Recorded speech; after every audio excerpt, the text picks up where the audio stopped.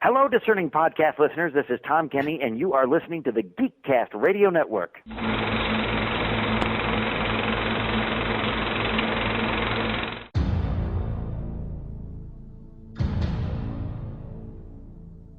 Hold on a minute. Don't you think we ought to talk?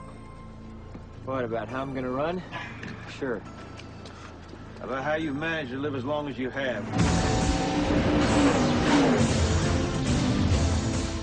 Think he can drive? Oh, he can drive. He can drive beyond the limits of the tires, the engine, the car, anything else. There's nothing I can't do with a race car. Well, that's the difference between you and me. There's only so much I can do. You want me to work the pit and you drive? You run good? Thank you. We'll see how you do in a crowd. I was desperate to get your attention. You got it. I've walked into a jungle. Come up here and do it. I'll take you to a race. Really, I can't. I'm a doctor. I'm Cole. Think your driving can improve? I'll take your word for what a car can do, but I'm not taking anybody's word for what I can do. I don't want you to hold a bad opinion of Cole. I believe it scares him. He needs reassurance from you that he's okay. After all, How could you ignore me like that? I wasn't ignoring you. you're his doctor.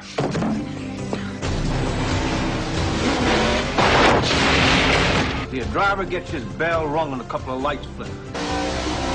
And loses what he needs more than his eyesight, more than his reflexes, more than anything in the world. I've raced with my legs broke, heart bruised, eyes popping out of my head like they're on springs. He loses his need. The need to drive right out there on the ragged edge. He doesn't believe you can drive anymore. How long before you find out if you're really good? You just want to race again.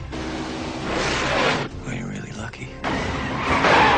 You get back in that car, you'll die.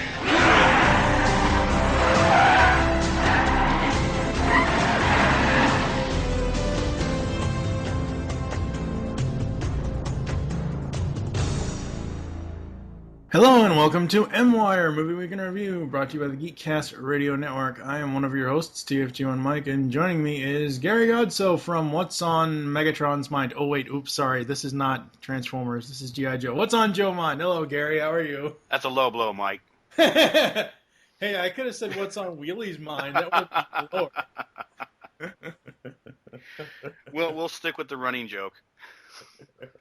So, yes, this is, Gary is from the, it's not the first ever, but it's probably the most popular G.I. Joe podcast currently. Or is it the first? I don't think you guys are the first G.I. Joe podcast, were you?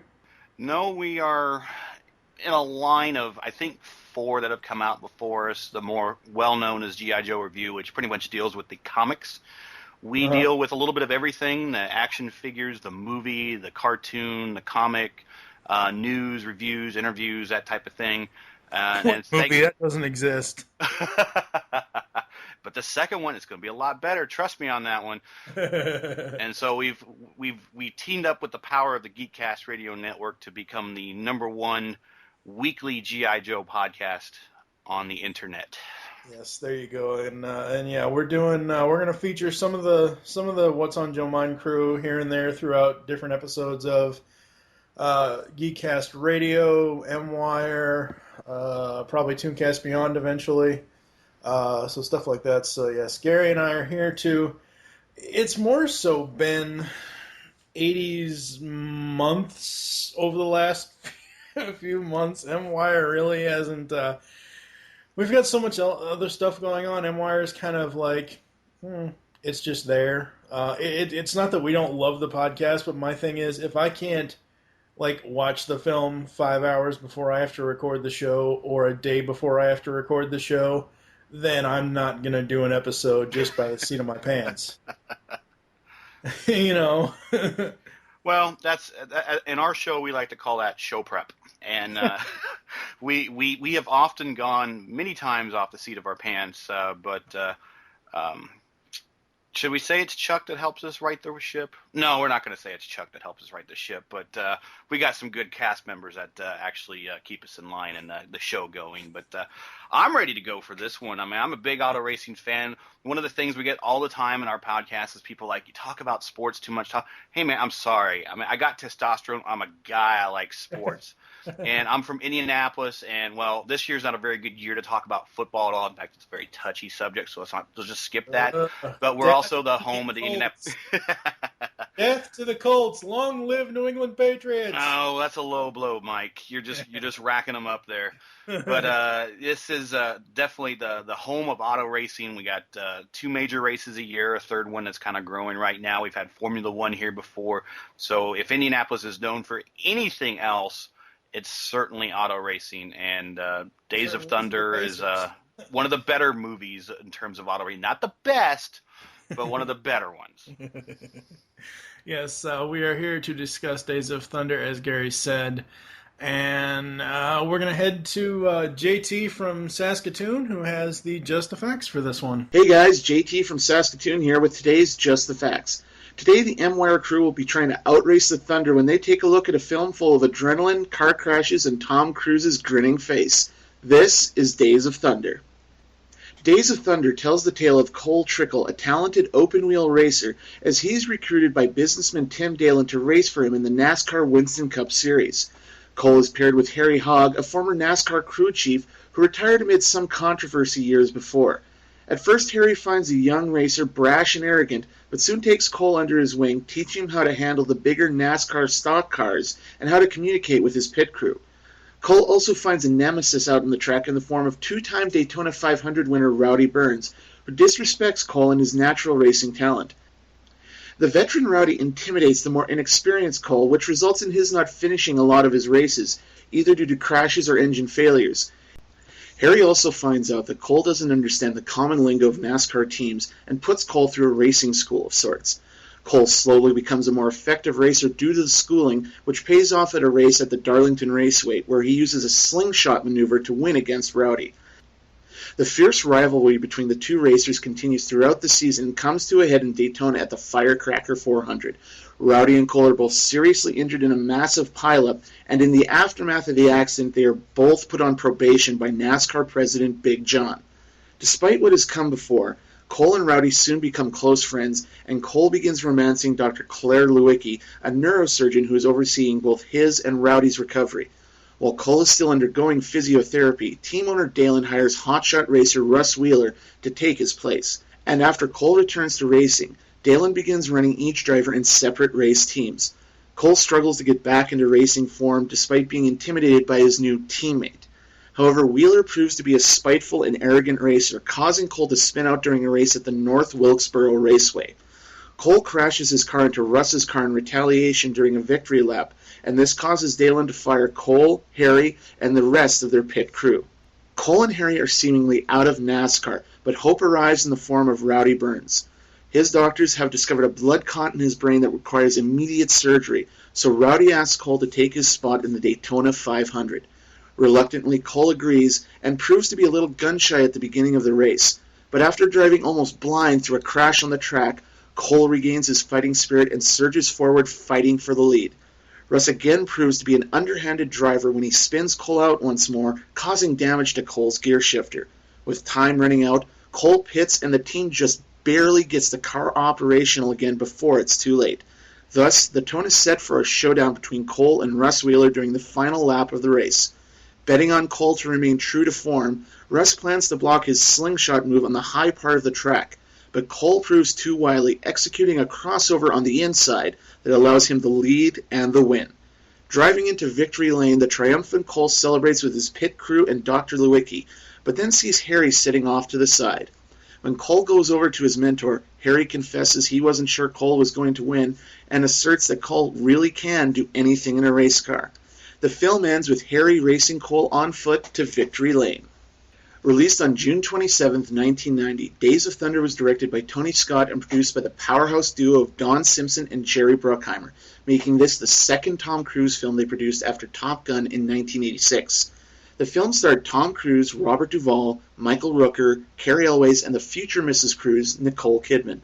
One interesting fact about the film is that in addition to starring in the film, Tom Cruise also receives a writing credit for working on the script with screenwriter Robert Towne. Also interesting to know is that the film's unofficial theme song, The Last Note of Freedom, was written by composer Hans Zimmer, legendary rocker Billy Idol, and David Coverdale, lead singer of the hard rock band Whitesnake. Coverdale also sang the song at the request of the film's star Tom Cruise. Days of Thunder proved to be very popular with the movie-going public, raking in nearly 3 times its budget, totaling $157.9 million worldwide. Many movie critics were split as to whether it was a good film or not. Some critics complained of the plot and the over-the-top special effects. However, many critics, like Roger Ebert, did enjoy the film, favorably comparing it to Top Gun. Ebert said it followed much the same formula as other Tom Cruise films of the era, but even with some of those cliched elements wearing thin, the film was still effectively entertaining. The film even garnered a nomination for Best Sound Mixing, but lost to Dances with Wolves at the 63rd Academy Awards in 1991. Days of Thunder made quite an impact on the pop culture landscape. It came at a time when Tom Cruise was hitting the peak of his popularity and is one of the more well-received films produced by Simpson and Bruckheimer. It is also very likely that Days of Thunder has influenced other racing-themed entertainment projects, like Talladega Nights, The Legend of Ricky Bobby, and the animated series NASCAR Racers. It's full of adrenaline-charged thrills, clear-cut heroes and villains, and is enormously entertaining. If you haven't seen it yet, you are really missing out. This was Just the Facts, Days of Thunder. I'm JT from Saskatoon. Back to you guys. We are back. Thank you, JT, for that rousing Just the Facts. I love how he just, brief plot synopsis. That way I don't have to do any of the work. He sounds professional for a Canadian. Oh! Yeah. No, JT's a good guy. JT's awesome. We've used him plenty of times before on Just the Facts, and he is another one that will be making more appearances as we go along. So good synopsis. I liked it. Yes. So we are going to be moving on to the who's who of the movie. The basic cast rundown is Tom Cruise, Nicole Kidman, Robert Duvall, Michael Rooker, Cary Elwes, Randy Quaid, Fred Dalton Thompson. Holy hell! What is what's his name? Gah. What's the DA from SVU doing in here? Well, this is also the at this point he's a future U.S. Senator of Tennessee. Yeah, that's true. And he took the seat, I believe, that was held by oh gosh, now I should really be. I should be. I'm a political science major, and I should know this. But Al Gore. Geez, you can edit that part out. So he too can take credit for he too could take credit for creating the internet if he wants. Yes, there you go. John C. Reilly, J.C. Quinn, Carolyn Williams, Lonnie Sorrell, Chris Ellis, and Don Simpson has a cameo. As far as the other cameos as themselves, we have Richard Petty, Rusty Wallace, Neil Bonnet, Harry Gant, and Dr. Jerry Punch. I thought that said Dr. Jekyll Punch. I was like, what the hell? Well, they also don't have Bob Jenkins in there, but he also had a cameo where you heard his voice as he was introducing some races, and that's another local to the Indianapolis area. Worked with his wife, met him. In fact, I'm an IT guy, and back his company. His wife's company, excuse me. That was my first IT job out of college. So I would often get used and abused to help fix his computer after he screwed it up. But so I often fixed Bob Jenkins' computer. Awesome. Hey, there you go. When did you first see this? Because I remember seeing this as a 10, 11-year-old kid. Yeah, I think we talked before in pre-show. You and I have a bit. Well, I think I'm actually one of the older guys actually on the entire network. I'm 37. I think there might be one or two other guys that might be up in my age range. So I saw this actually in the theater. I was a sophomore in high school, so that would put me around 15, 16. And it was at the time. Anytime you said it's like Top Gun on wheels, or it's like Die Hard in an airport, or it was when you could preface your movie by another movie in front of it saying it's like that. This was one of those big summer blockbusters that everyone had to go out to. And if you were a fan of auto racing, you knew well about it because you saw it on TV and, of course, the trailers leading up to it. And it was supposed to be the definitive auto racing movie that you've ever seen at that point.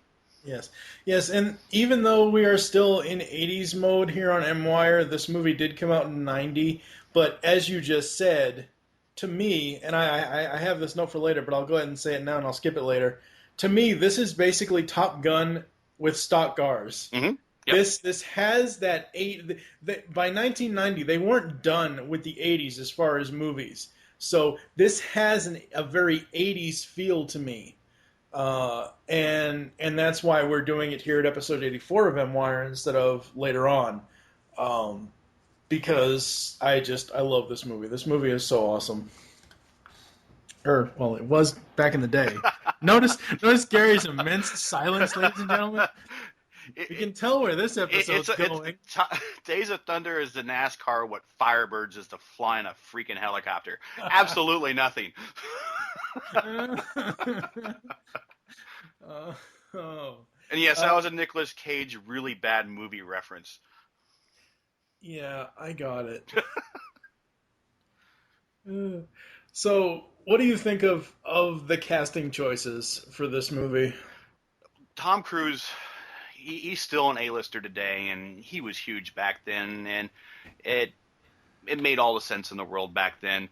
Robert Duvall as Harry Hogg, perfect because he plays that the crusty I know it all older NASCAR veteran. Michael Rooker as Rowdy Burns, as kind of the nemesis to Tom Cruise and later becomes his ally, plays the role of the guy in the black hat, or Dale Earnhardt, if you will, very well. And then you got some other roles that were thrown in here. Carrie Hughes, which is he's probably best known for Robin Hood Men in Tights. Yeah, he is. Randy Quaid, of course, his brother played General Hawk in G.I. Joe: Rise of Cobra. So, what can you go wrong there?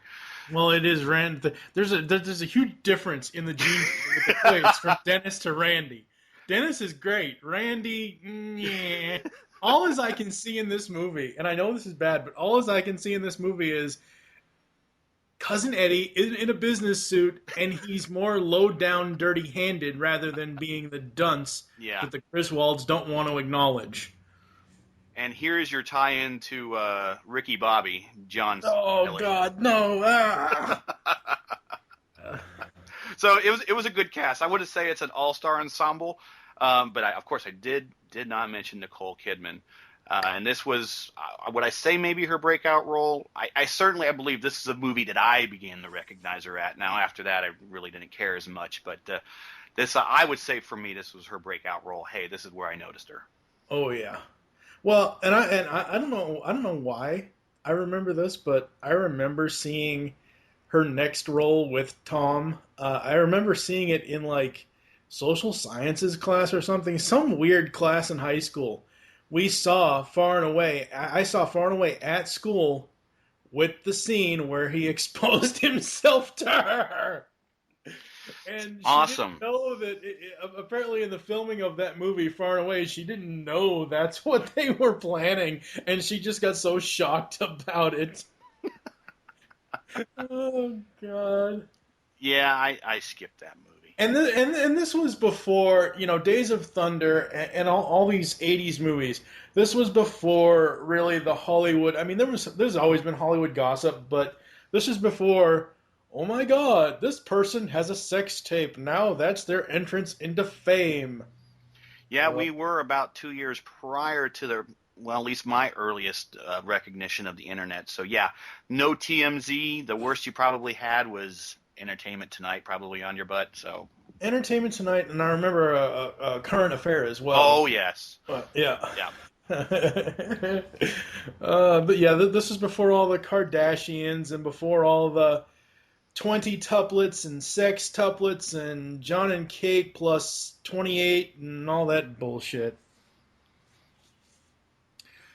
Yeah, overall, the casting for this movie, for Days of Thunder, that's what we're talking about, right? Yeah, Days of Thunder, yeah. Yeah, Days of Thunder. I really love this cast. I think that between Rowdy, Cole, Harry, and Claire, between Duvall, Cruz, and Rooker's characters, and Nicole Kidman's character, they're basically the heart of the movie. I mean, Randy Quaid's there. He's a evil businessman type who eventually has his heart grow 3 sizes, and he likes roast beast and all that bullshit. But and the Who's in Whoville, we're singing. Yeah, exactly.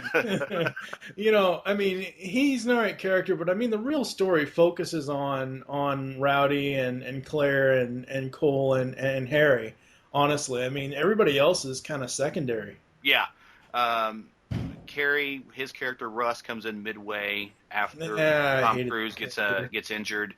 Quaid, you see him back and forth as he's just trying to run his team.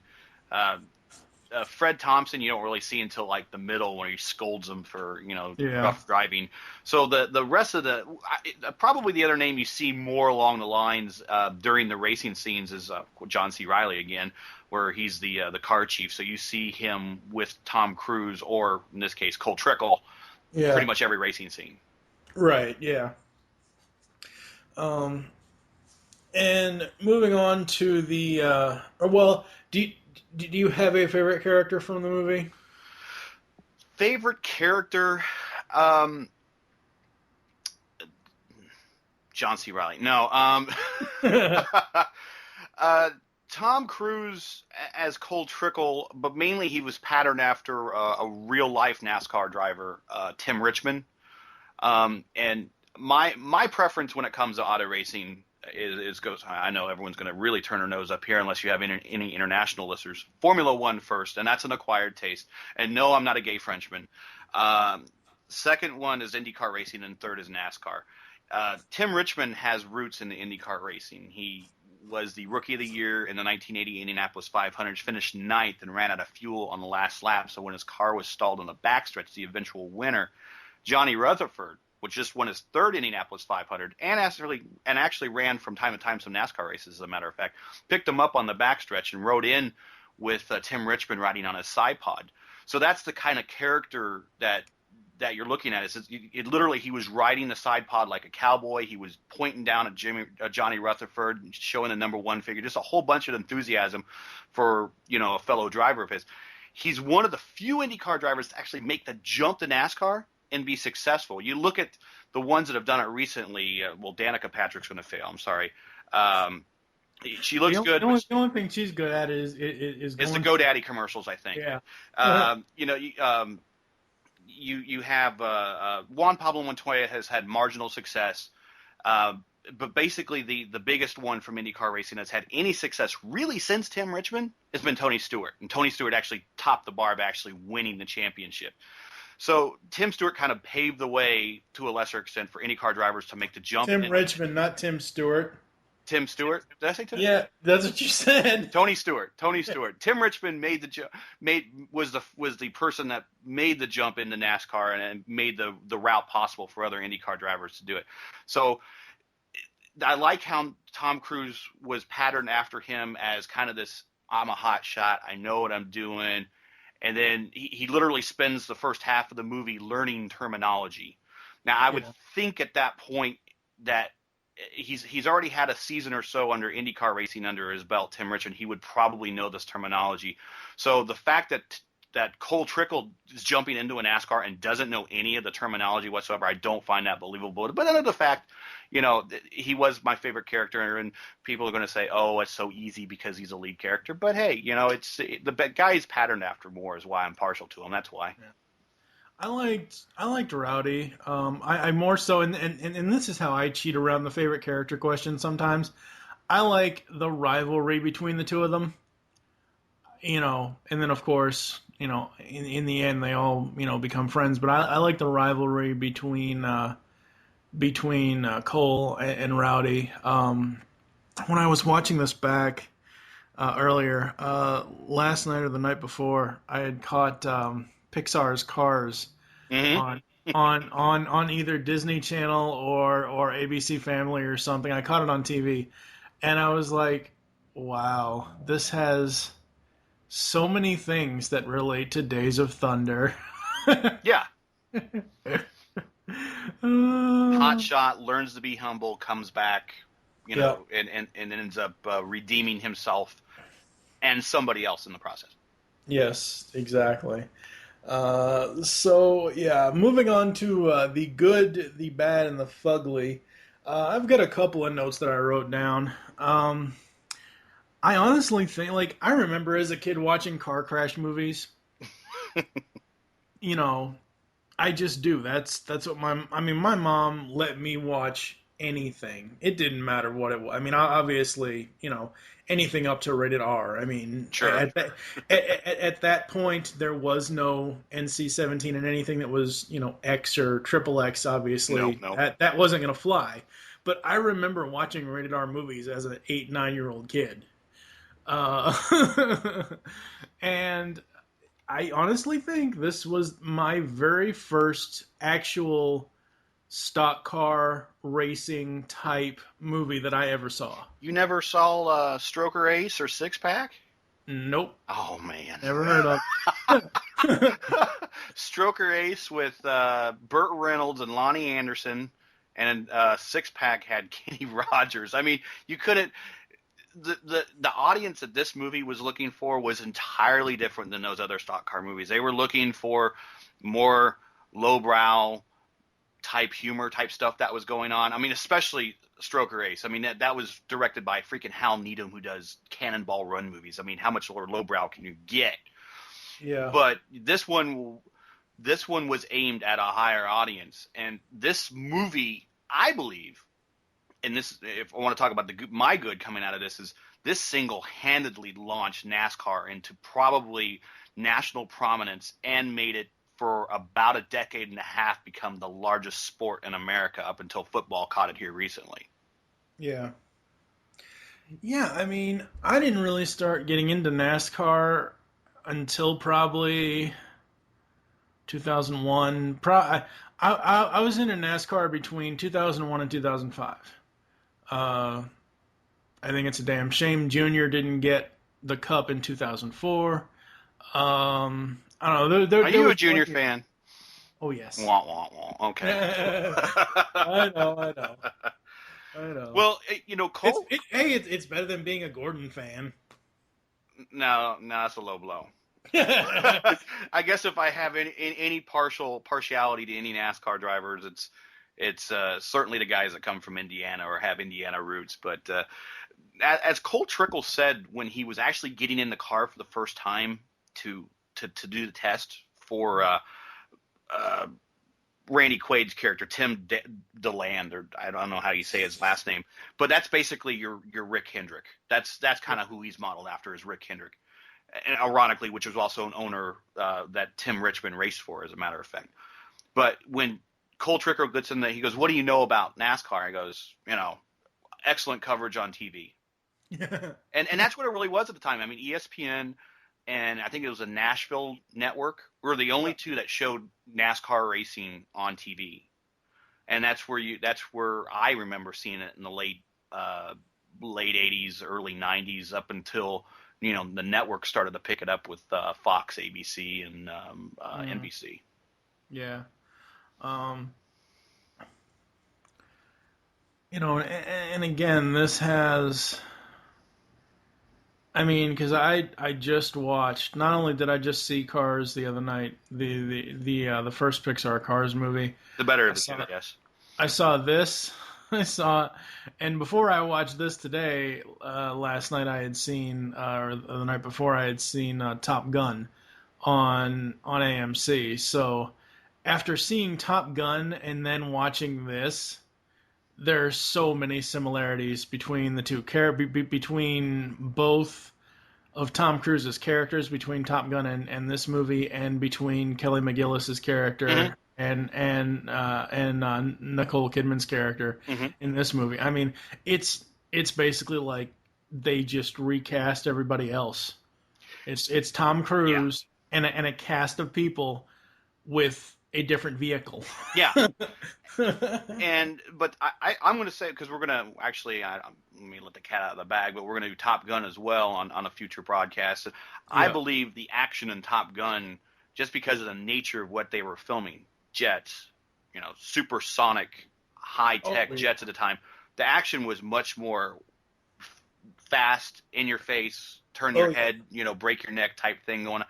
You could kind of see in the filming of this that they were going at a good clip, maybe highway speed, but they weren't doing no 180, 200 miles an hour, and you could, it was blatantly evident even when they were showing some shots at ground level when you had a camera mounted to the car bumper, like, really? And sometimes you can actually see them when they kind of sped up the video or sped up the film a little bit to make it look like it was going faster.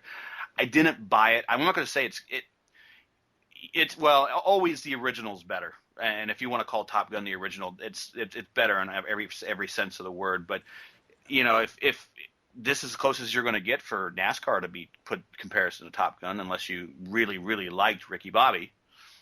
No, I don't. No, and see, this is where my buddy Steve, who runs the network with me, and our other friend Kevin are like, you have no sense of humor. I'm sorry. There's maybe 2 films in Will Ferrell's entire career that I can actually watch and not just be utterly disgusted. I think one is Old School, and the other is Stranger Than Fiction. But if I was a NASCAR fan, I think I would. It's clearly a parody of NASCAR. Yeah, that's what it is. But if I was a NASCAR fan, I think I mean, am I really like that? Are my heroes really like that? Now, you don't have that so much here in Days of Thunder. But the over-the-top sponsorship and right. You have the foreign driver who happens to be a gay Frenchman, and he's sponsored by Perrier. I mean, geez, come on. I mean, and then you have Will Ferrell that slaps a sponsor to the windshield because it's extra space and he can still drive. If I was a NASCAR fan, I would be upset at that movie, just like if I was an IndyCar fan, I was upset at the movie Driven. Oh boy, here we go. I gotta add that to the schedule at some point. Oh, you're not gonna go around. I'll be on that one, but that's gonna be a painful watch again. No, okay. Here's the thing: Days of Thunder, no matter how many bad points it has, it is meant to be a serious look at the NASCAR franchise. Talladega Nights is just a spoof. Talladega Nights is to NASCAR as Family Guy is to Star Wars, for Christ's sake. Okay. I hate that cartoon. Overall, I mean, for what the story is, which, I mean, there really isn't that much of a story here. I mean, there is, but there isn't. It's, as you said before, it's, Hotshot comes into a new sport, learns his lesson, gets redeemed, and then everybody's happy honky-dory at the end. Even though Tom Cruise runs like a girl. Now, what's the one line that you took from this movie that you can remember right now? And I bet most people are saying it right now when they're listening to this podcast. What's the one line? Crap. I hate when I'm put on the spot like this. One line that I remember from this.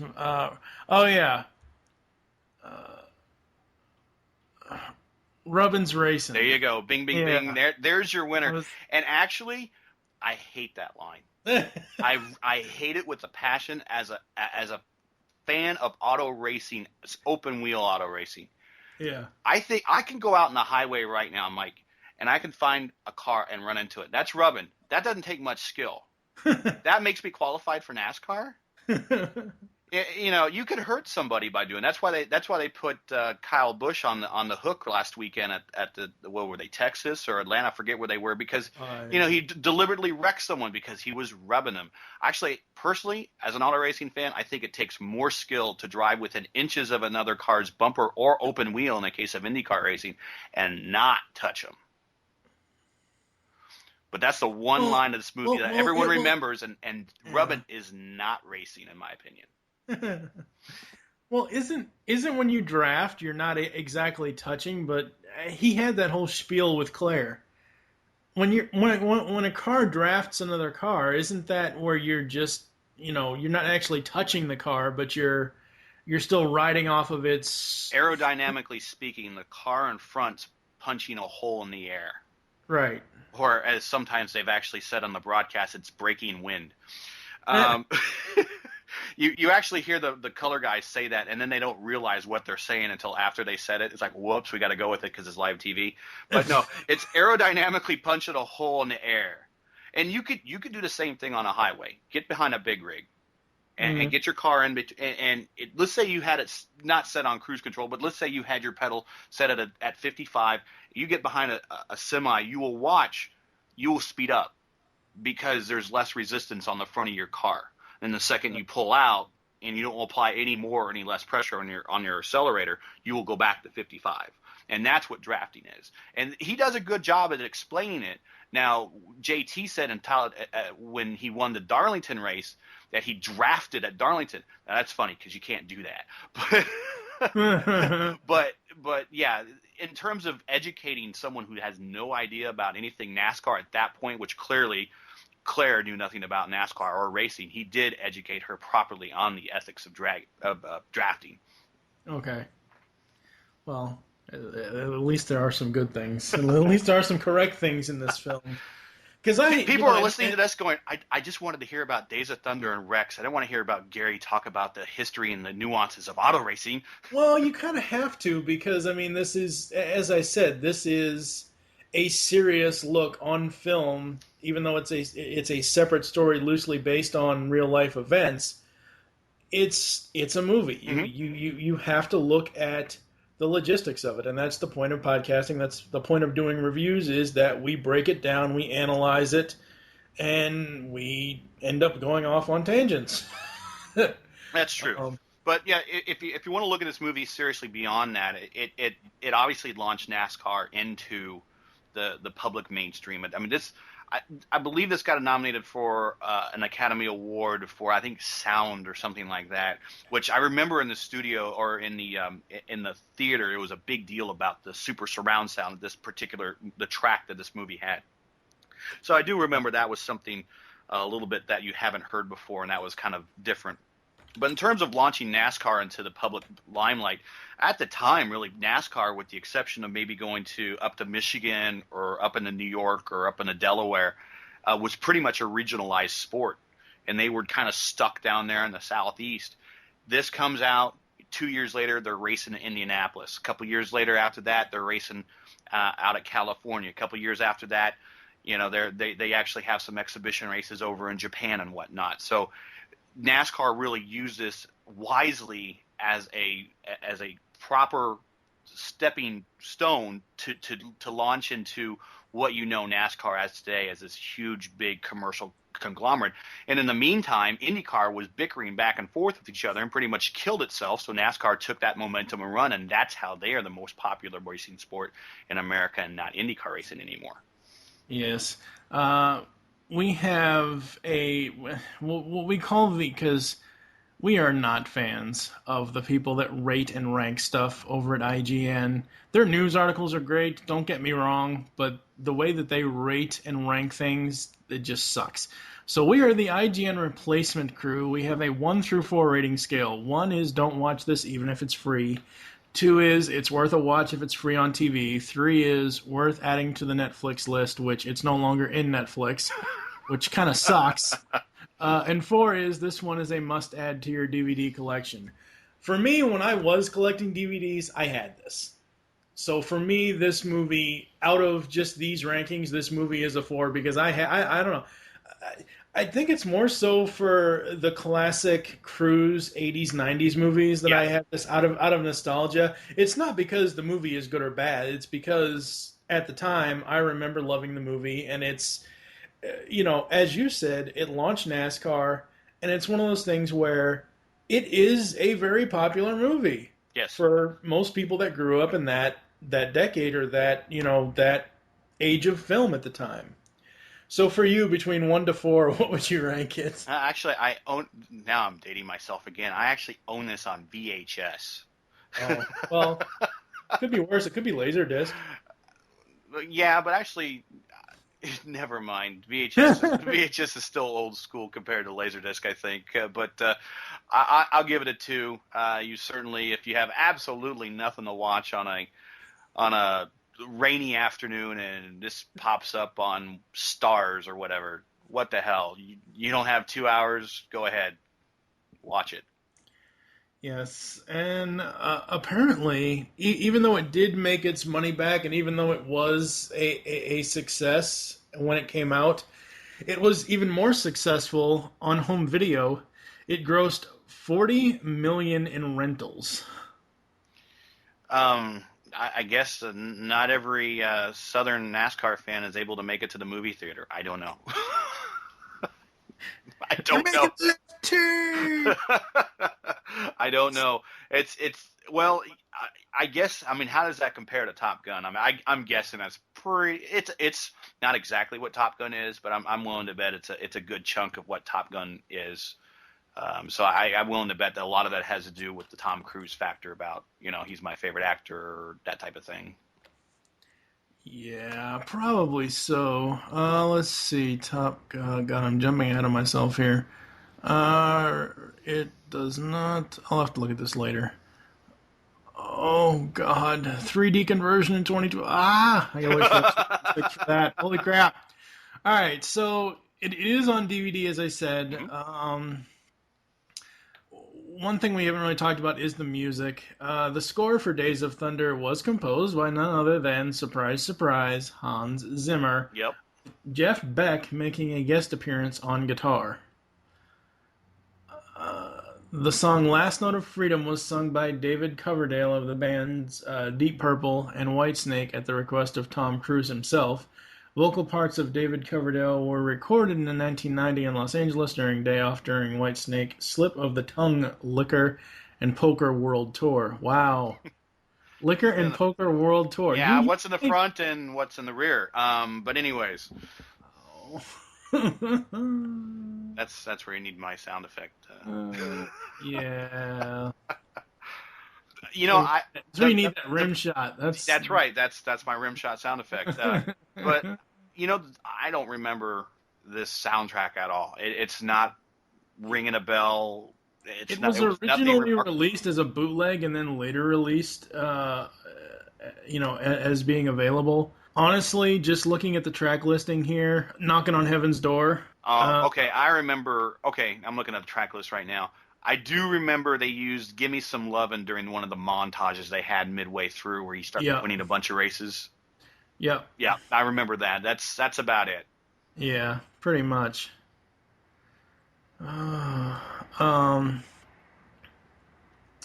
So, I mean, Give Me Some Lovin' and Knocking on Heaven's Door are pretty much the only real songs on here, not to take away from what David Coverdale and John Waite and Tina Turner in Chicago and Cher did, as well as You Gotta Love Someone by Elton John is in here. I think that was the love theme. Yeah. For the two of them. Because I can't really picture Elton John singing about anything else NASCAR related. Yeah. I like Elton John, but yeah, he's better doing, tributes to Diana. Lion King, there you go. Yeah. Elton John, Lion King. I like that. My daughter likes that. There you go. Elton John singing some ballad for fast cars going around in a circle doesn't really. No. Rocket Man? I don't know. Anyways, no. No, that wouldn't fit. It's 270s. I love Rocket Man, but that would not fit this movie. No. And the final little bit that we're going to talk about is the fact that the film spawned 2 video games. Why? The first one was Days of Thunder in 1990. It was for the NES, PC, Amiga. A Game Boy version was released in 1992. The game is currently available for the PlayStation Network and iOS. So you can download it for your iPhone. That's really weird. Yeah, I'm not going to lose any bandwidth over that. I don't think I ever played this game on the NES. I don't ever think I ever even heard of this game until doing research for this. Just about back in the day, every big movie, and it's the same as today. Would have the video game tie-in, and as well as I do. And when you get into we start the video game podcast when the network does that. I mean, just about every single movie video game just sucks. And this is really no different. There's some rare cases where the movie video game actually does pretty good, but Sorry, the not so much here in 90, and then they remade one for 2011 on the next gen boxes, and to be honest, I didn't even know it was out. The game will include a 12 NASCAR sanctioned tracks, including Daytona International Speedway and Talladega Super Speedway. In the film, characters Cole Trickle, Rowdy Burns, Russ Wheeler. The PS3 version, labeled Days of Thunder NASCAR Edition, will have more than 12 select NASCAR Sprint Cup, not Spirit Cup. What the hell? I've been drinking. Yeah, I've been having a few too many spirits tonight. Sorry about that. That's all right. Yeah. I'm Chuck, and I like to talk about Transformers. I'm drunk. That's how we see most of you guys, anyways. But shut up. That's it. You're off this network. We're just exchanging. You know, you got. See, he got me with an earlier low blow on the Pacers too, and I let it go. And he told me during JT's bit that I missed a low blow. So back at you. These drivers are including Denny Hamlin. I wonder if he's related to Harry Hamlin. Ryan Newman and Tony Stewart. I have never been a Tony Stewart fan, so I just don't care. You're not too far away from him on the road there. You just go right up 65 to Columbus, and that's where he's from. Nah. Who cares? Yeah, NASCAR games are notoriously bad.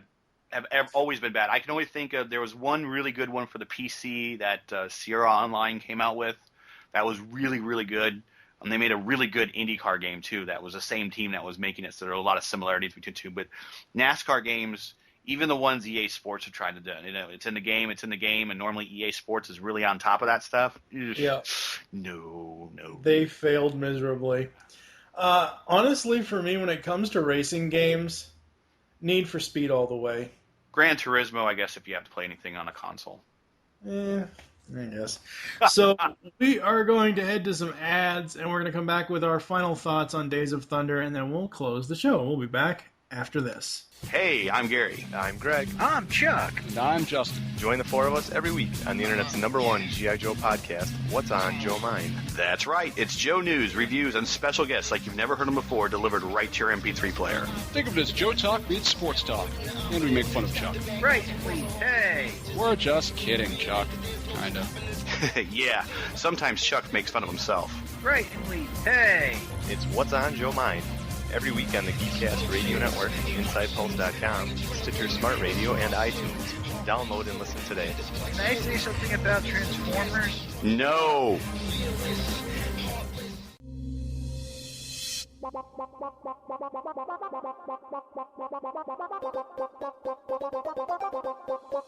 You can now hear the Geekcast Radio Network while on the go with Stitcher Smart Radio. Stitcher is a free use and talk mobile app available for your smartphone. And when you download Stitcher to hear Geekcast Radio, you'll have a chance to win money. Downloading is quick and easy. Just find Stitcher in the App Store. During registration, hit the promo code box and enter Geekcast Radio, all one word, to get automatically entered to win $100. The latest episodes of the shows will be waiting for you in your favorites. You'll get access to lots of other amazing shows too. Always available to you on demand, no syncing. It's Stitcher Smart Radio. Don't forget to enter promo code Geekcast Radio when you register.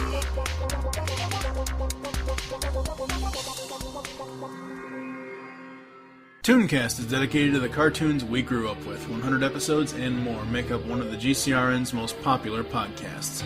Join hosts TFG1Mike, Optimus Solo, Terror the Rising Star, and tons of guest hosts. We also have voice actor and writer interviews. Tune in to Tooncast as we look back on the cartoons that defined us as geeks. You can find Tooncast on iTunes and the web at www.geekcastradio.com. Tune in. Do you like retro shows? Did you grow up in either the 80s or the 90s? Then tune into Telecast, GeekCastRadio.com's newest podcast. Join us here on the Telecast as we revisit some of your favorite shows, such as Clarissa Explains It All, Salute Your Shorts, Saved by the Bell, and much, much more, only on GeekCastRadio.com. NASCAR. There's another dumbass cracker sport. NASCAR is very popular. I know that. I just don't get it. What's a grown white man going 500 miles in a circle? What the hell? What kind of 3.5 hours is this? Look, they're making a left turn. Oh, they're making another left turn. Oh, they're making another left turn. I wonder what's going to happen next. Let's go to commercial. Come back in 10 minutes. You ain't gonna miss a fucking thing. We are back here on M-Wire, and no, we won't be taking another left turn. Come back in 10 minutes. You haven't missed a thing. Yeah. What he really said was, "Come back in 10 minutes. You ain't gonna miss a fucking thing." Oh God! All right, so Gary, final thoughts on Days of Thunder. Like I said, good late 80s, early 90s action type movie. If you don't really care about any realism in NASCAR whatsoever, you'll love it. If you're a passionate fan, you'll be like, "Nuh-uh, that doesn't happen, that doesn't happen, that doesn't happen," and you'll find yourself miserably not liking this movie very much. But you know, so you're basically saying it's like Joe fans. Now, wait a second. Now we're just trading low blow for low blow. Now, hold on. You're basically saying it's like, you know, you can relate that to Joe fans. That Wayans guy, he was never supposed to be ripcord. I never. That's another review for another time. You got to have the whole cast on for that one. But like I said, I gave it a 2. So if you have nothing better to do and you see it on TV, what the hell? Give it a watch. Yeah, what the hell? For me, just, you know, everybody knows that listens to any of our shows. I mainly go off the nostalgia. I don't care. I like wearing as much as this is going to make me sound really weird, I like wearing the red, rosy rimmed glasses of nostalgia. I can watch this movie at any time and still love it, just for what it is. You drink your mellow yellow? No, it's funny. I think I've only had mellow yellow once in my entire lifetime. And that's where they got their most advertising from, right there, folks. Mellow Yellow. Well, Mellow Yellow, which is a conglomerate of Coca-Cola. There you go. A massive machine. Yes. We hope you enjoyed this episode of M-Wire and wish you'll join us next time when we will be continuing 80s Spotlight month, year. I don't know when the next episode's going to be. But next episode, we are going to be talking about somebody who did it in a room with this weapon. We're going to be talking about 1985's Clue. Okay. So it's all Tim Curry's fault. It was his fault in Hunt for Red October too, wasn't it? Well, after all, he is an evil cardinal. So. Yes, there you go. Ah, very good. Three Musketeers. I love it. I so have to add that to the M-Wire. You do, because no one really knows Kiefer Sutherland, and they're like, what's Jack Bauer doing here? See, I knew that movie before Jack Bauer. And how come Charlie Sheen hasn't burnt out yet? Great movie. I'm sorry, but now we've totally deviated from. So next episode 85, will be Clue. Hopefully I can get Lupus Convoy from Secret Origins podcast. He did that with me. Hopefully I can get him back for that, because I know he loves that movie. For now, I am TFG1Mike, and you are? Gary, Commander-in-Chief of What's on Joe Mind. Check us out, on the Geekcast Radio Network. Yes, and we will see you next time. At the movies. You've just listened to Movie Week in Review on the Geekcast Radio Network. There are several ways to get in contact with us or leave feedback for the show. First, visit the website, geekcastradio.com, where you can comment on all our different podcasts. Second, you can rate our show and leave us feedback in iTunes. Third, follow us on Twitter at GCRN_MWire. Fourth, become a fan on Facebook. Go to facebook.com/Geekcast Radio Network. Call the voicemail line 502-526-5821. Please remember to tell us the show you are leaving the message for and your name. So until next time, unleash the geek in you. In a world, there, I said it, happy